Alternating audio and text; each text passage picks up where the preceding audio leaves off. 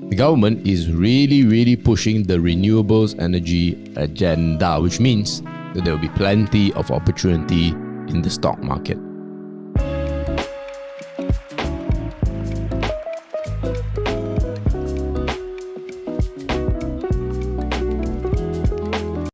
We do not own any shares mentioned in the video, and as usual, none of what we say is financial advice.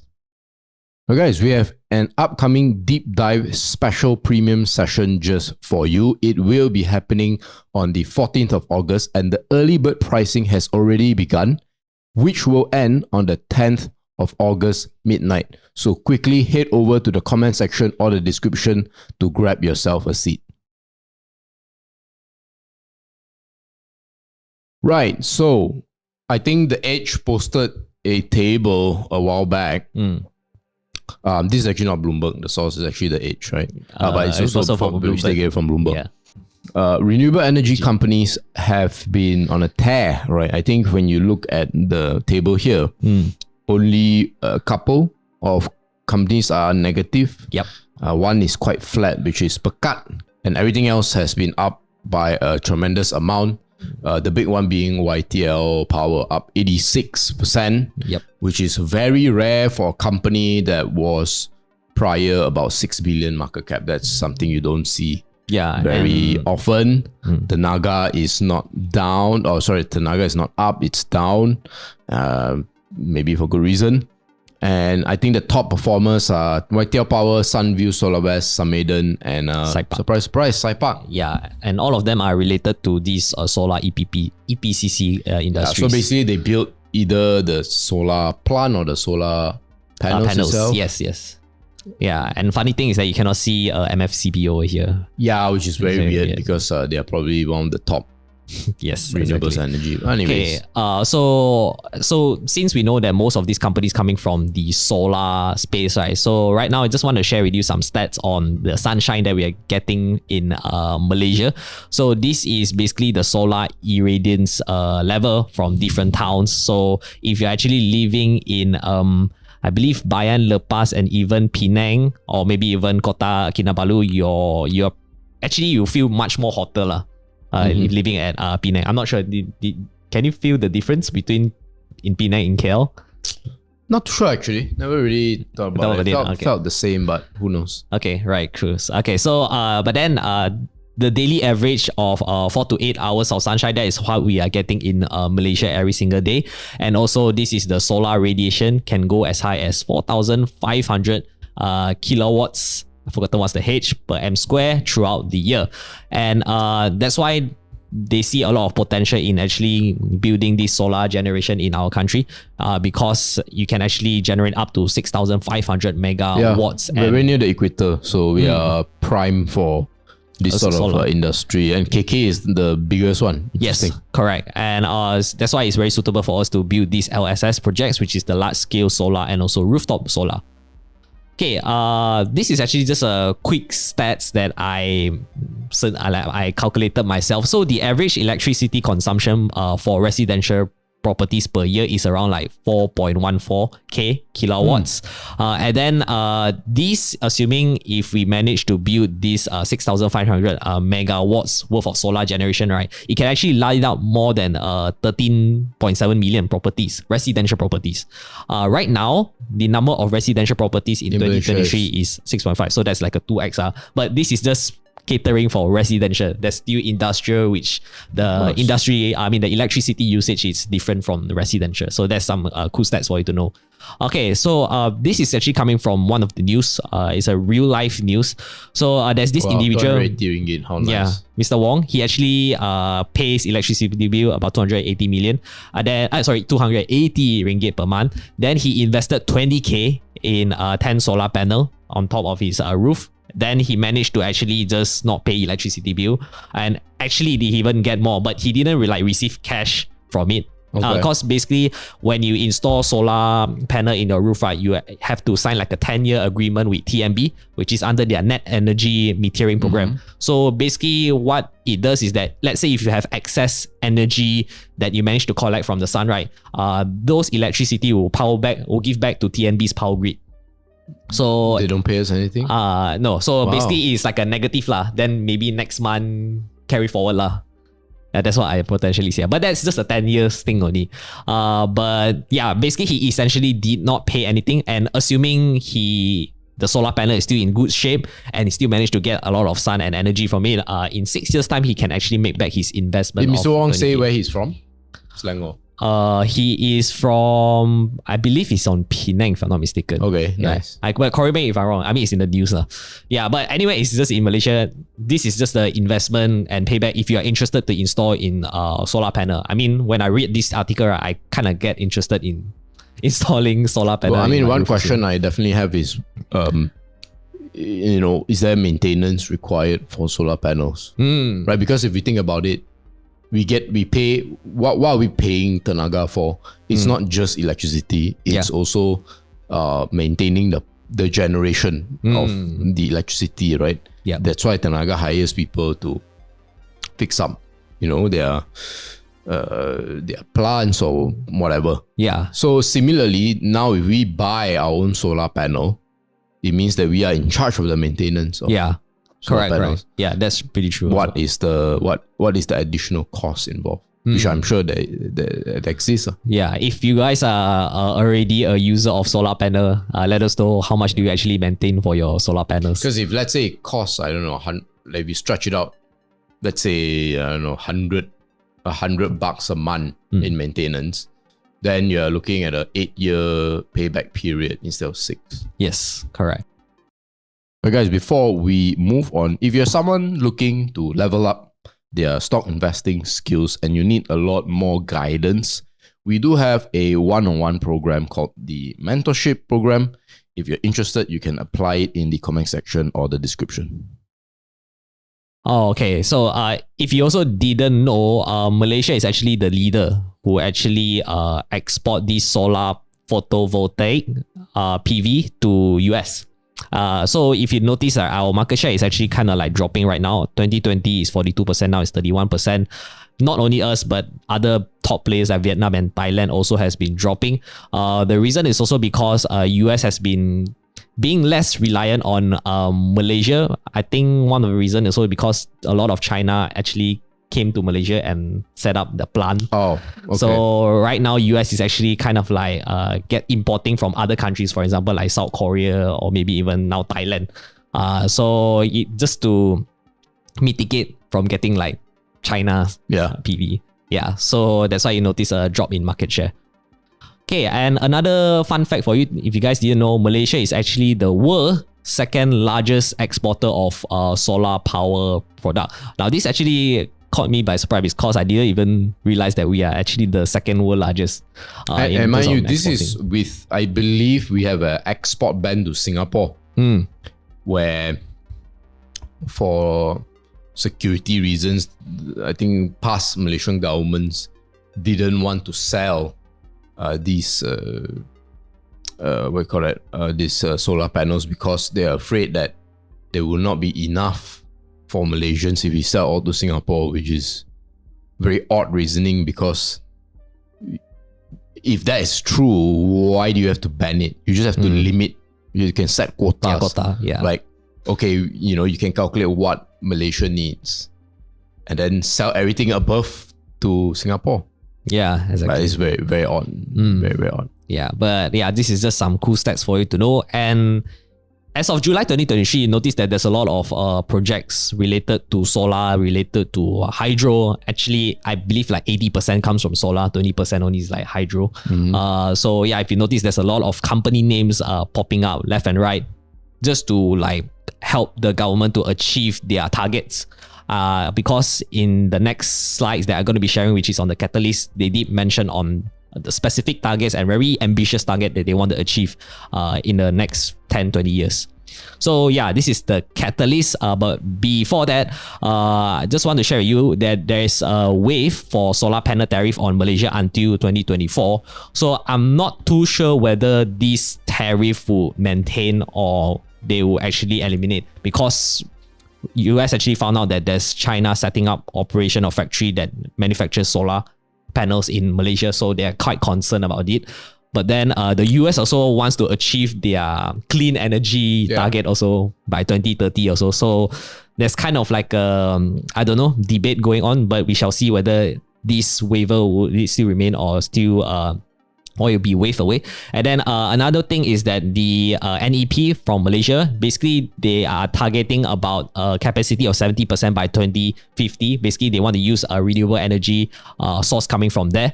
And right now we had about 25% in 2023. So it's going to increase about 2.5x in the next 27 years. Pretty, do you think it's achievable? Or I think it's pretty achievable. The thing is, when people come out with this percentage, it's always based on facts we know today.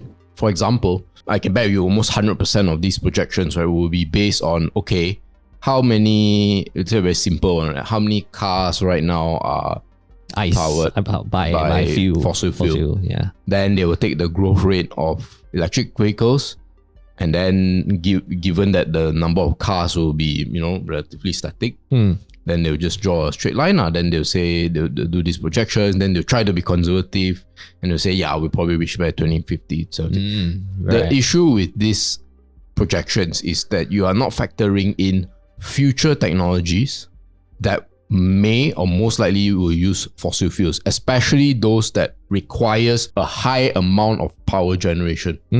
Because fossil fuel, no matter what your opinions are, it will always be the cheaper fuel source. Correct. It's also probably more efficient, right? We all know the solar panels, the efficiency is like what, 20%, give or take. Fossil fuel is way more than that. So to expound further, right? Imagine if you were in the 1800s and the largest source of light that you use was kerosene, and the largest usage of fossil fuel is kerosene. Then in come this thing called a light bulb, which is the renewable energy version of lighting.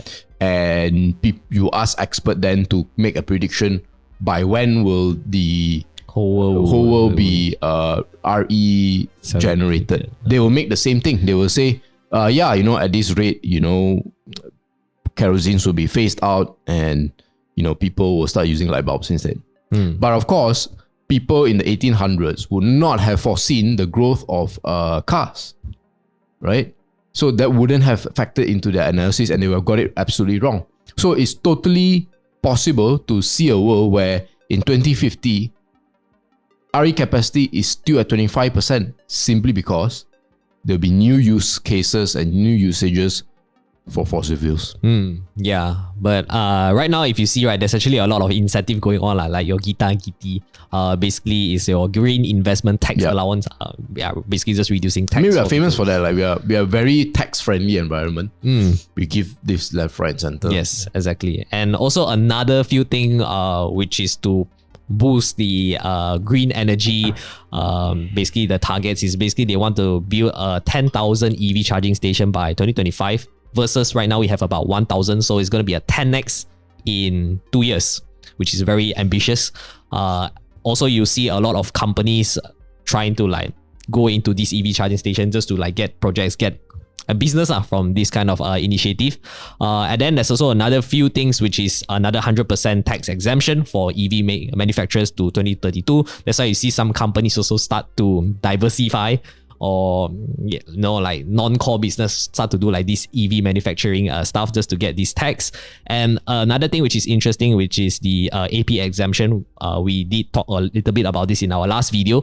We're not sure whether there will be more AP exemption for other foreign EV manufacturers other than Tesla. Maybe it will, because to promote more EV cars to come to Malaysia.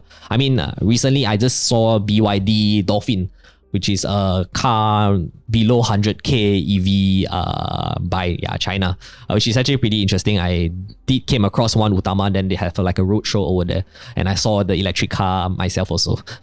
And also the last point is basically the government wants to have EV accounting about 15% of the total industry volume. Basically, it is they want about the total car sales volume in Malaysia to have 15% of it comes from EV by 2030. So right now we only have 3%. But this is a very ambitious, because you have to hope that Malaysia's pay also increase by the time, because I mean, owning a EV car is not cheap lah. I mean, it's pretty expensive.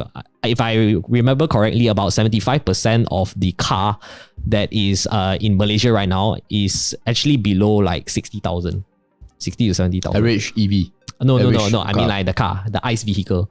I think it's a matter of time that Malaysia's EV cars will drive the price down. It's just a matter of time, especially once we get these supercharging stations up throughout the nation, where it becomes more available. You know, you maybe you see electric bikes, might be motorbikes. You will see more no frills kind of cars. Like recently, right, the famous news, the Perodea Axia 22,000 ringgit. We'll have an equivalent for electric vehicles. Somebody is going to come up with it, whether it's Perodua, whether it's whoever. Same with future Japanese companies coming here. They'll sell it for 80, 90,000. I mean, it's really happening. It's really close to that price. 90%. Yep, correct. Hopefully sooner, I mean, by 2030, we can see prices drop at that kind of level. I mean, it's a very easy way to drop the price is to remove the tariffs. And remove the AP system, but of course.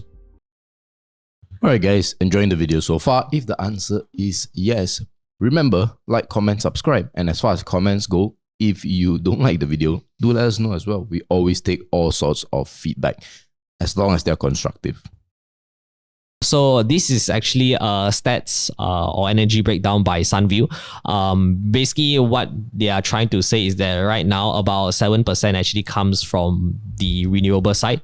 Majority of our energy sources actually still comes from natural gas, crude oil, and also coal. And the adoption rate for RE from 2018 to 2020 actually increased quite significantly, about more than 3 times. So it is actually a positive trend that we are seeing. That also there will be like a 7x TAM for these solar industry players, people who are actually going to solar. So I mean, competition is there, but the TAM is still very big. So that's why I'm not too sure whether they would.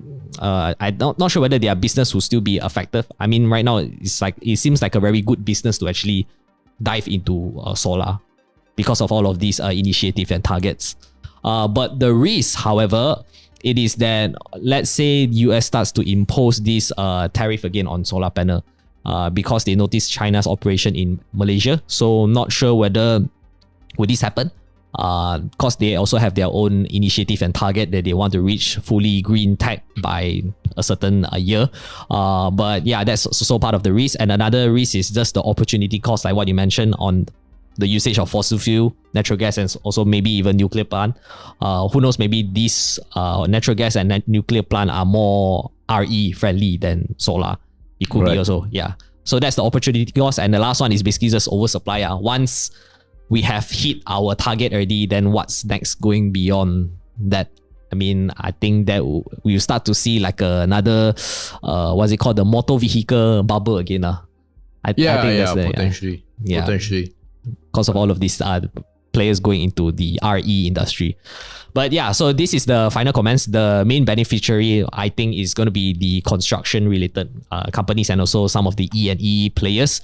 And also whether consumer is ready to accept. I think at the moment is pretty difficult because of the price. Also, another thing to consider is how are you going to like handle accident if let's say your EV bang someone, how to repair, and also where should you repair the parts, where should you take from.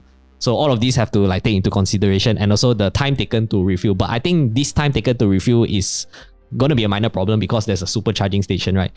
I think Tesla promised to build 10 across the country, 7 in Klang Valley, something like that. Maybe 2. Correct. But I mean, if you compare between you fueling with the raw 95 and fueling electricity, raw 95 is going to take you like 5 minutes.